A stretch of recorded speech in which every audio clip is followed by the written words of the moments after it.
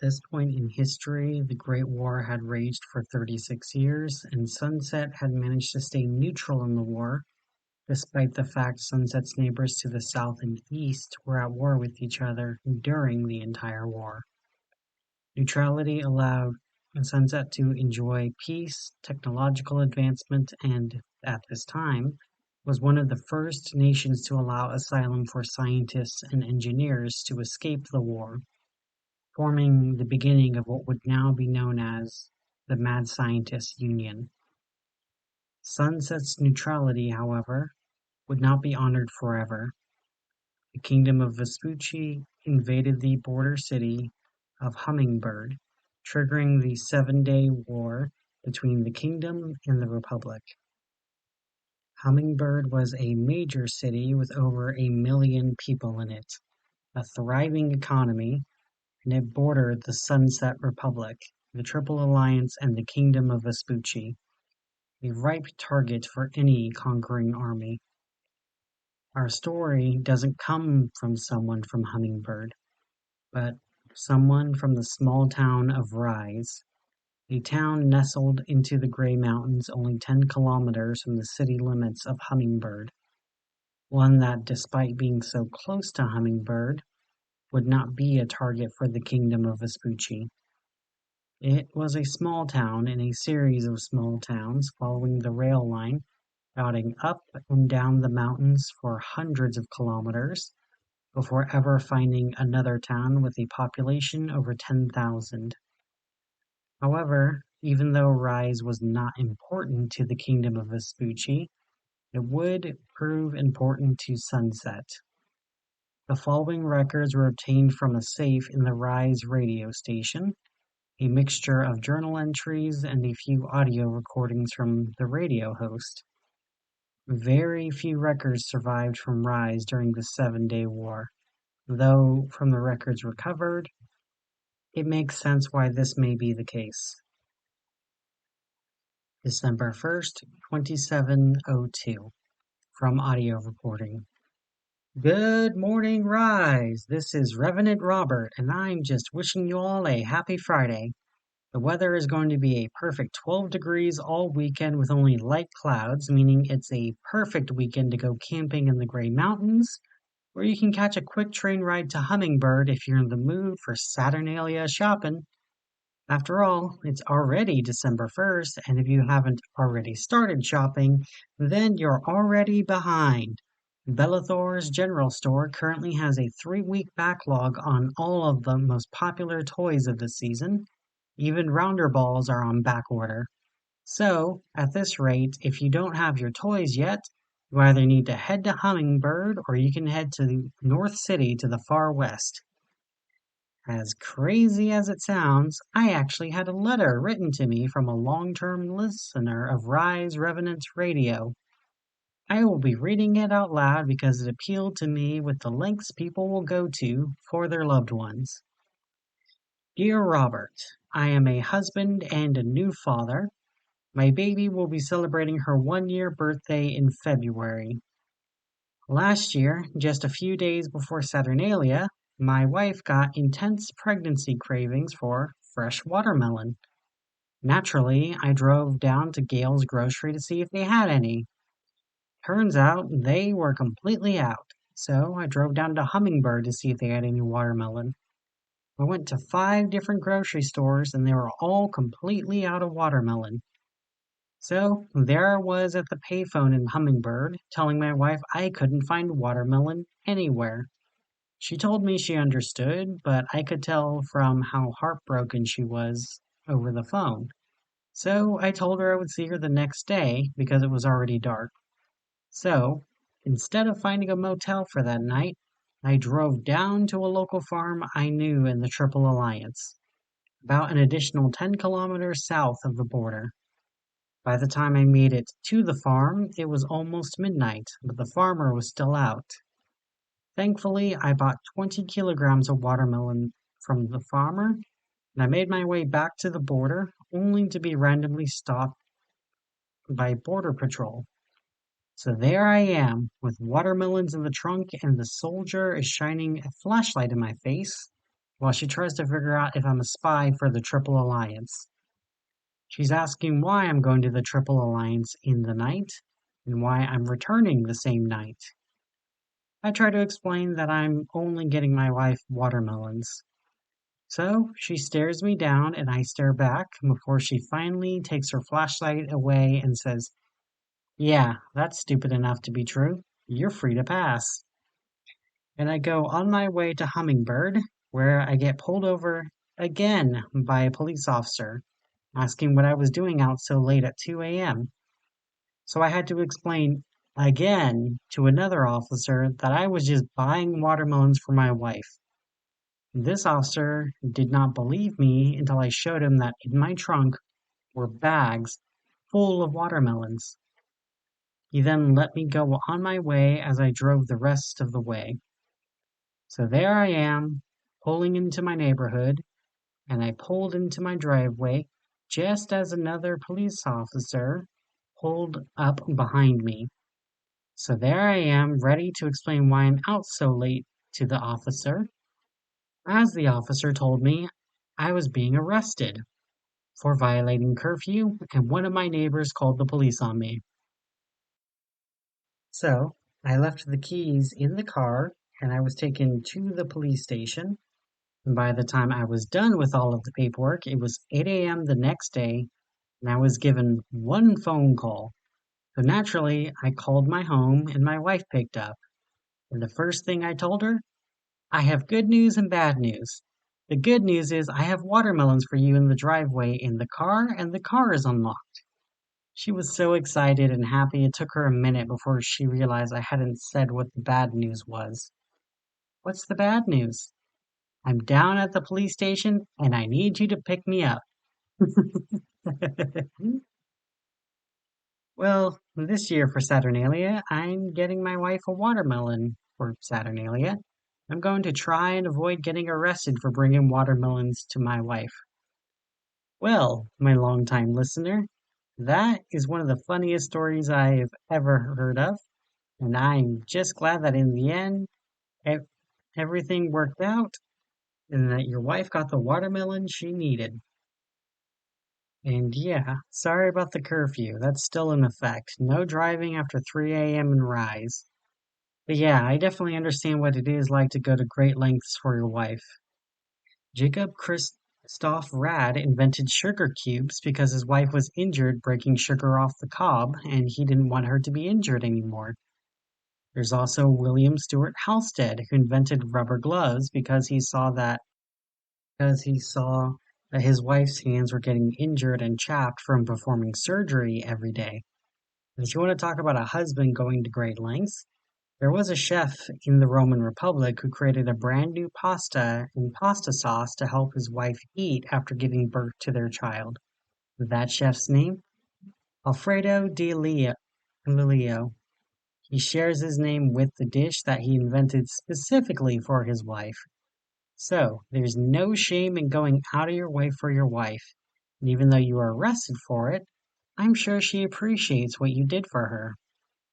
And as for the news, I'm afraid there's not much news to share from Sunset. Prime Minister is moving troops to border towns such as Boulder, Hummingbird, and Bullhead.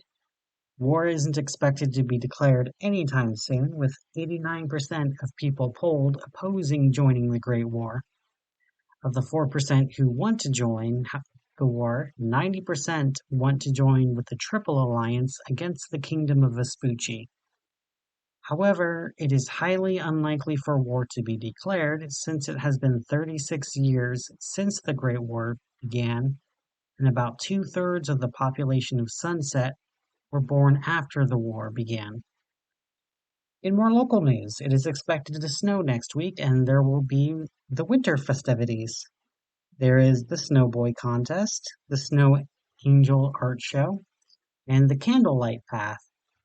Everyone is looking forward to it, especially me. The Candlelight Path is a long tradition where every household brings candles to the main street, where the candles light the road and line up the path from the road to their driveways, acting as a guiding path for the Yule lads leading up to Saturnalia. December 8th, we set out the candles and light them to lead first of the Yule lads to our houses, and every night we relight the candles to guide the lads to our houses, and on December 2nd, we turn out the candles and lights and hope we avoid the wrath of beings like Grayla, Krampus, Mary Lloyd, and even the Yule lads themselves. A wonderful tradition we have celebrated for years, and I am looking forward to the lighting candles for the Yule lads. So, stock up on Saturnalia gifts, get plenty of candles. We only have 1 week until the first of the Yule lads come to town. December 2nd, 2702, AUC. Recovered Government Audio. It is with a heavy heart I have to announce that the Kingdom of Vespucci has launched an attack on the city of Hummingbird. Prime Minister Matthias has declared martial law in the provinces of Aztlan, Boulder, and Grey Mountain. There is a nationwide curfew. All external lights are to be turned off at 4 p.m. Any business declared not essential to the war effort is to close by 3 p.m. Anyone caught outside after 5 p.m. will be arrested for violating curfew. Curfew lifts promptly at 7:30 a.m. Curfew will stand for the time being. Updates will play over the radio at 7 p.m. Out of many, one. From a journal in the safe. The moment martial law was declared, I got a phone call an hour before I was supposed to start my radio show. I was told by someone claiming to be a secretary of General Rogers that now the Revenant Robert radio show was now officially property of the Republic of Sunset. So now I would be faxed over messages they would want me to say to the good residents of Rise.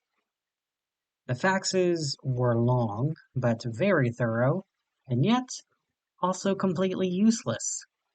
A list of what businesses are or and are not declared essential, new job openings at the train station, some military colonel no one had ever heard of is now in charge of the town, and the weird part?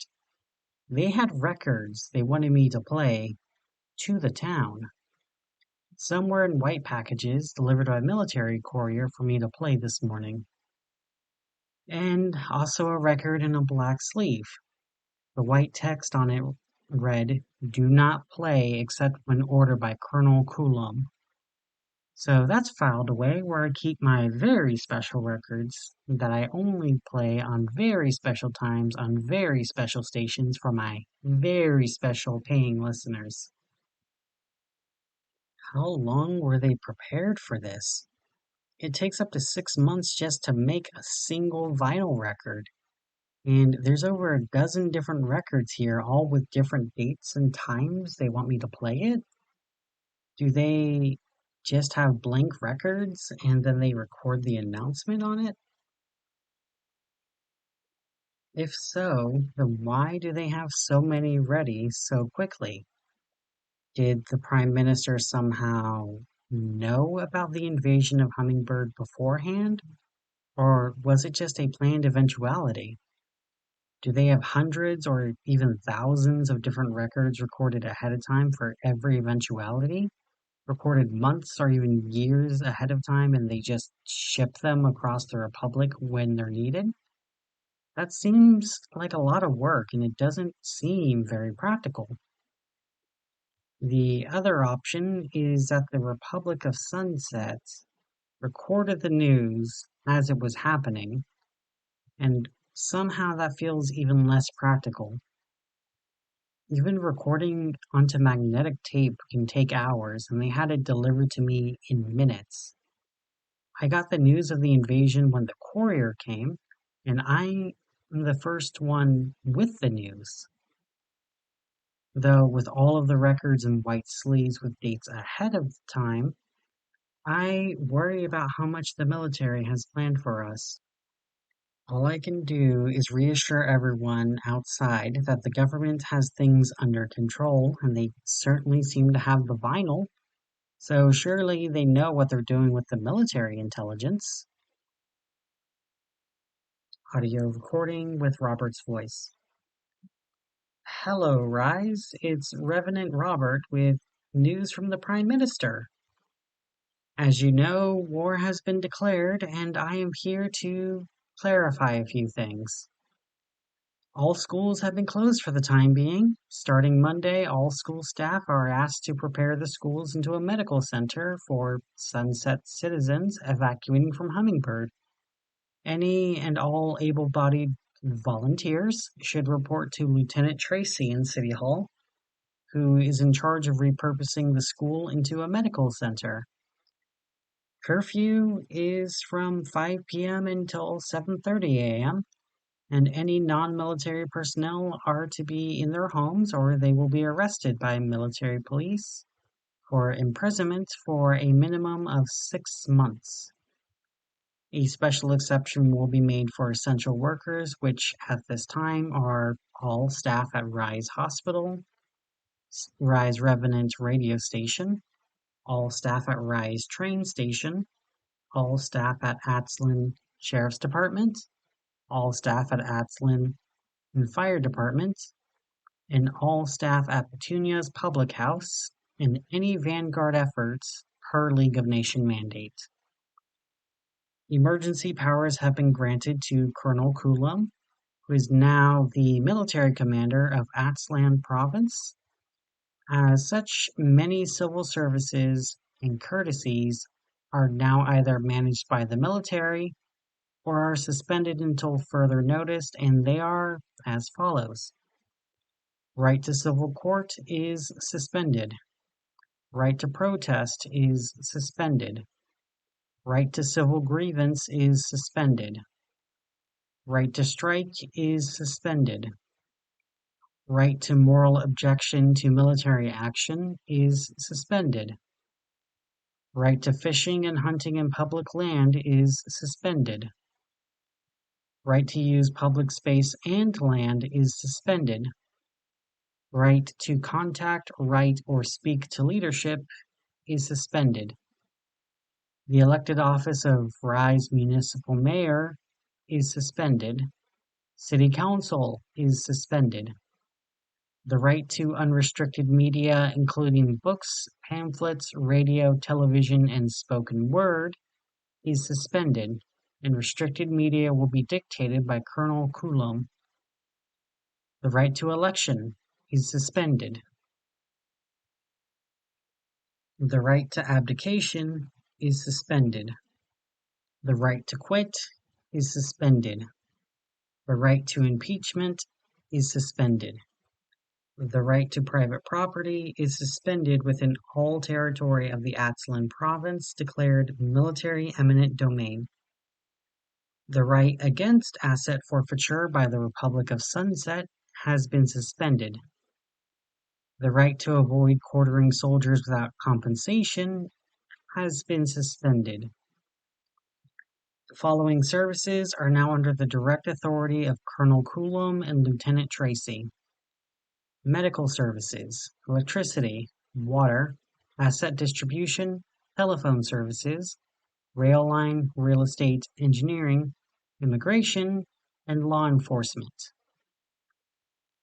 The following services are still considered the responsibility of the suspended civilian government: garbage collection, road maintenance, tax collection, hunting licenses, fishing licenses, and any building permits that do not affect the war effort. The following legal changes have also been introduced by Colonel Coulomb. Interference with the war effort in any way is considered treason.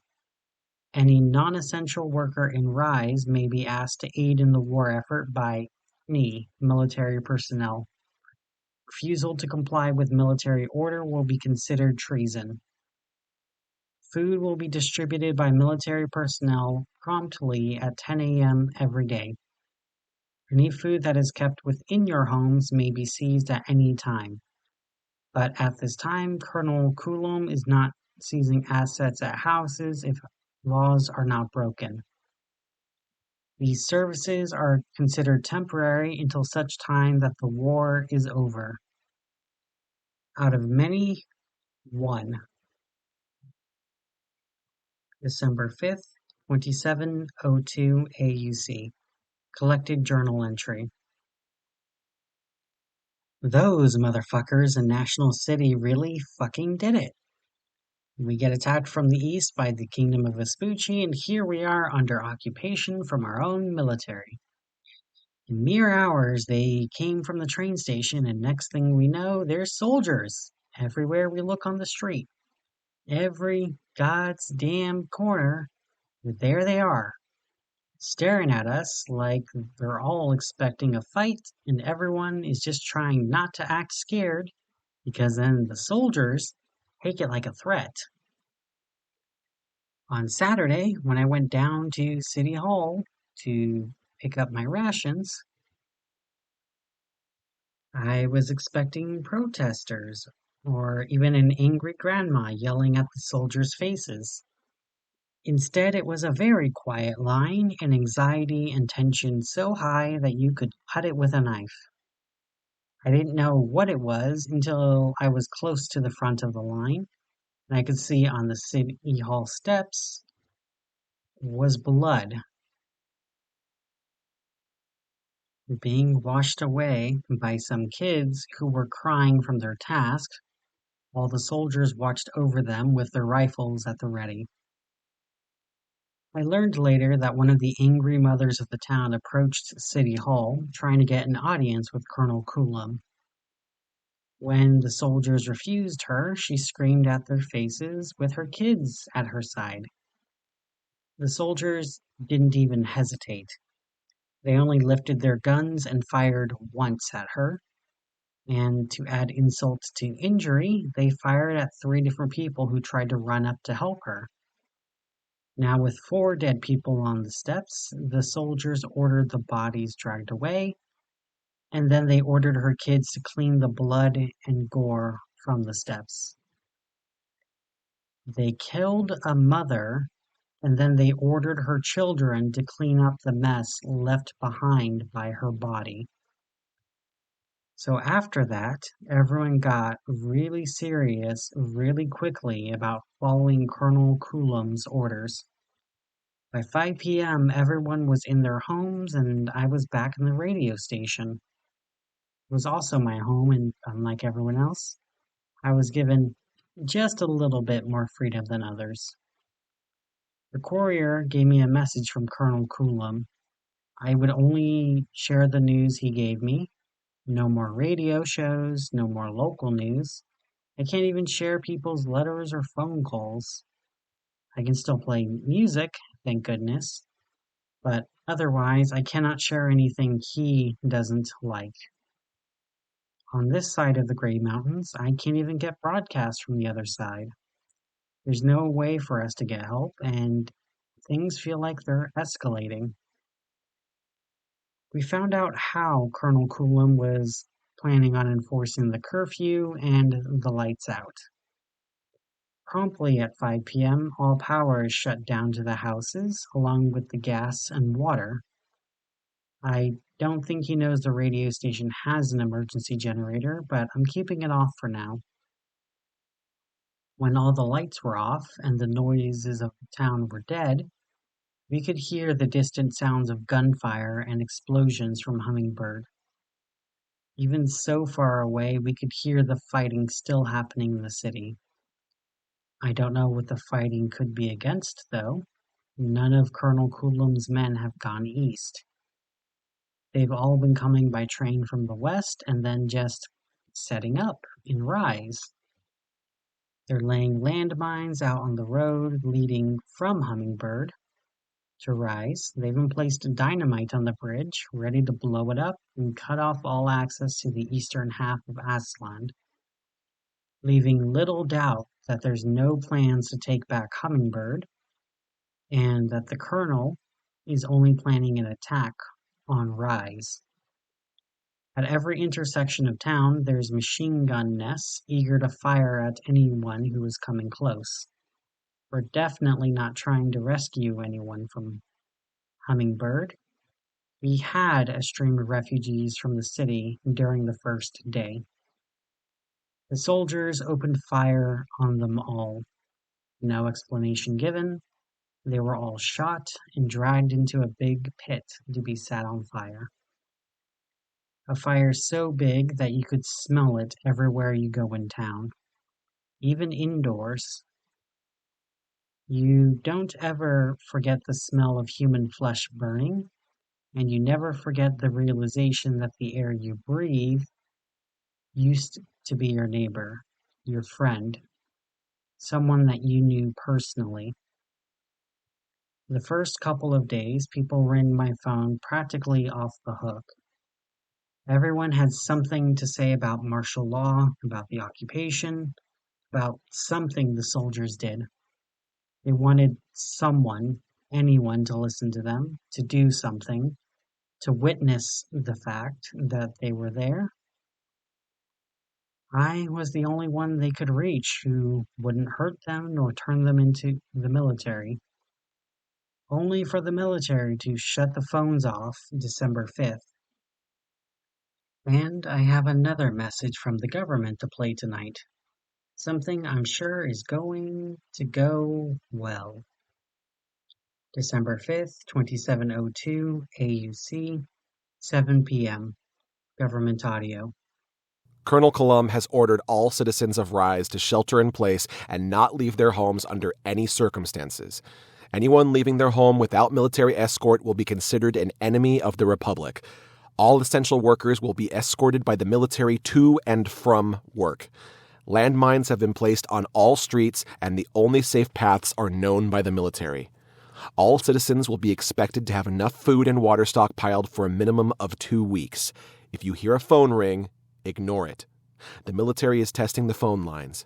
Any household that picks up the phones during these tests will be considered an act of treason, and all residents of the household will be declared an enemy of the Republic. Keep your radio on at all times. Anyone who does not have a radio will be considered an enemy of the Republic. Any act of vandalizing, destroying, or even turning off a radio will be considered an act of treason. Keep your radio on for more updates. Out of many, one. From a journal entry. What the hell is Colonel Coulomb even thinking? 2 weeks of food and water when we couldn't even go out to get any? Stores have been closed for days, and the military has just been taking whatever they wanted from us, and now they think they can just wash their hands of us and we will be responsible for keeping ourselves fed? How? Just how? I know he's serious about the landmines. I watched them go off when people tried to leave their homes. We aren't going to survive, and we can't call for help. I already tried my radio and the phone, and both were dead. As far as I can tell, the military don't even have radio for themselves, or if they do, they're on a frequency I can't access, which is weird, because as far as I know, my station can access all radio waves. I can even hear radio announcements from the Triple Alliance and the Kingdom of Vespucci. I can't reach out to either of them now, though. I have 2 records to play tomorrow. One last white sleeve record to play at 7 a.m. Then at 7 p.m., I'm supposed to play the record in the black sleeve. More news, and I still feel like I'm just a mouthpiece for the Colonel. I became a disc jockey because I loved the radio. I loved playing music. I loved making people smile throughout their day. A bright light in the dark, and now I'm just another part of the darkness. December 6, 2702 AUC, 7 a.m. Government audio. Good citizens of Rise, thank you for your sacrifice. Remain in your homes and let the military do their job. By the time the sun rises on December 7th, the threat will be gone forever. Your sacrifice means our victory, and you will be forever honored as the greatest heroes in the history of the Republic of Sunset. All you have to do to defend freedom is do what you were told without question, and freedom will never die. Your sacrifice has saved millions of lives, and we are all forever grateful. Please continue to listen to your radio for updates. There is a very important update later tonight. Out of many, one. December 6, 2702 AUC, Journal entry. The only journal entry on this day. What sacrifice are they talking about? December 8th, 2702 AUC. Journal entry. What the hell, what the hell, what the hell? What the actual fucking hell did those fuck Mackenzies in motherfucking National City do to our goddamn fucking town?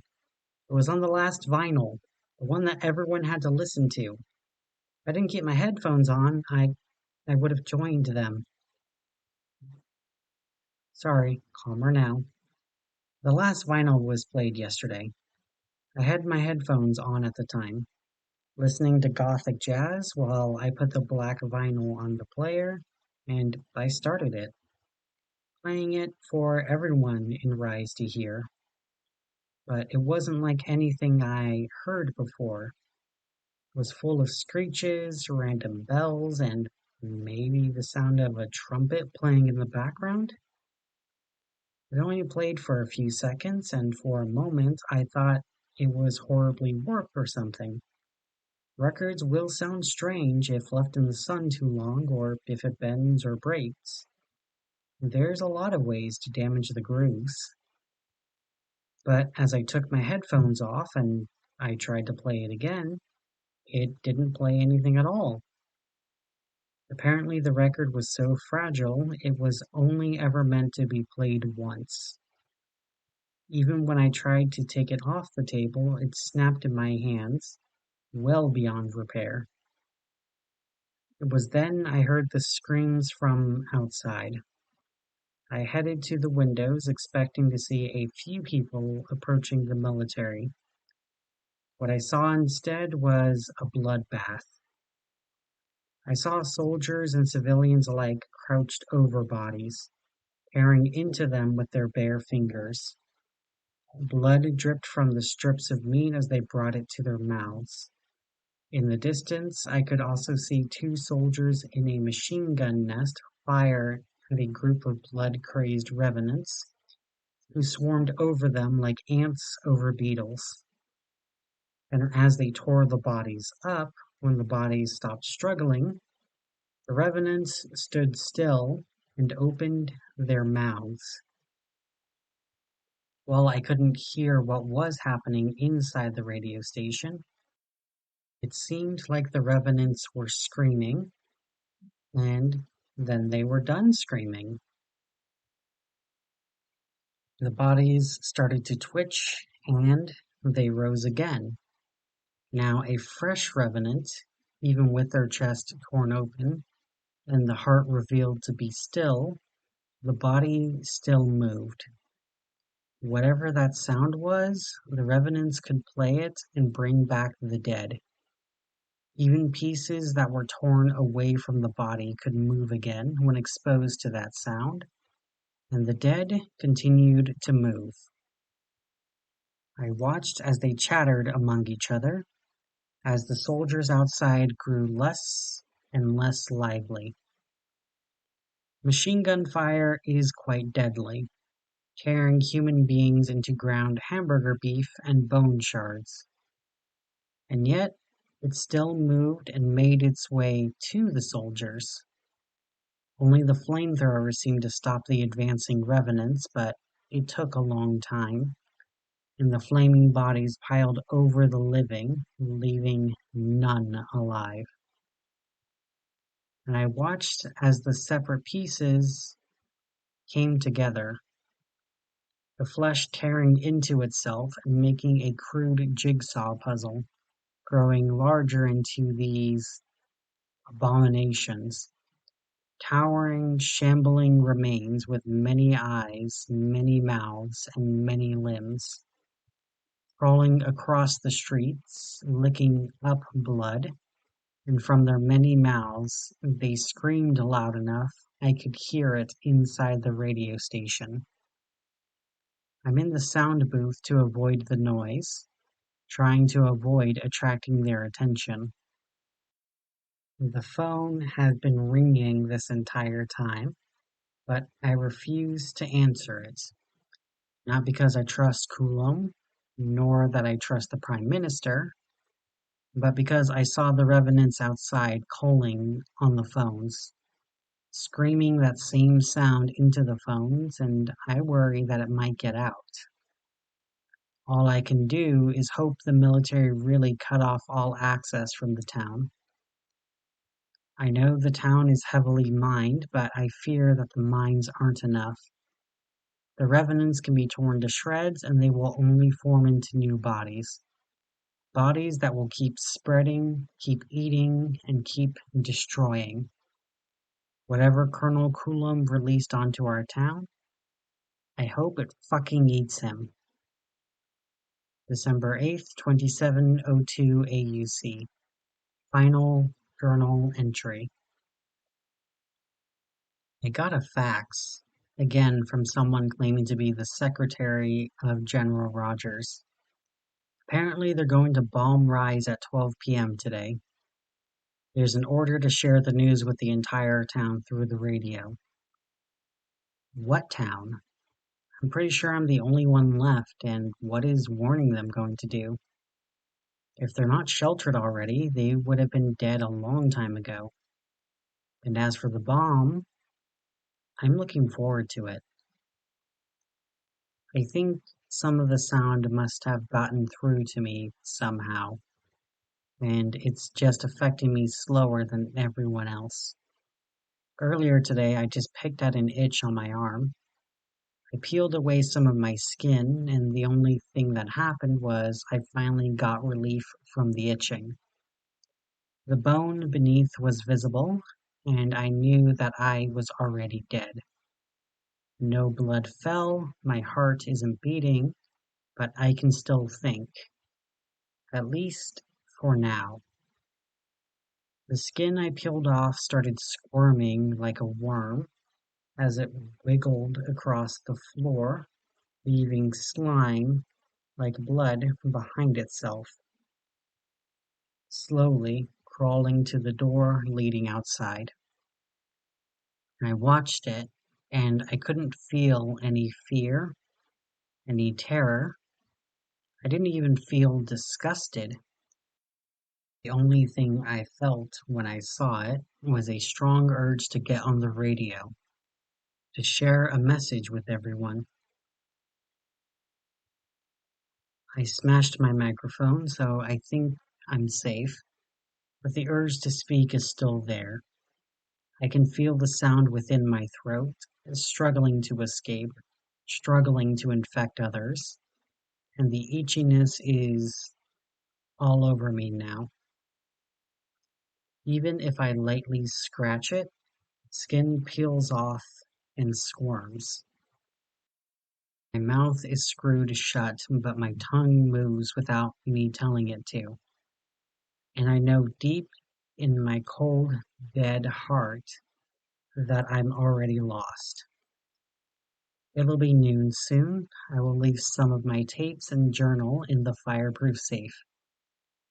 Maybe someone will stumble across it and they will find that colonel and make him fucking pay for what he did to Rise. This is Revenant Robert, soon to join the other radio revenants of Rise.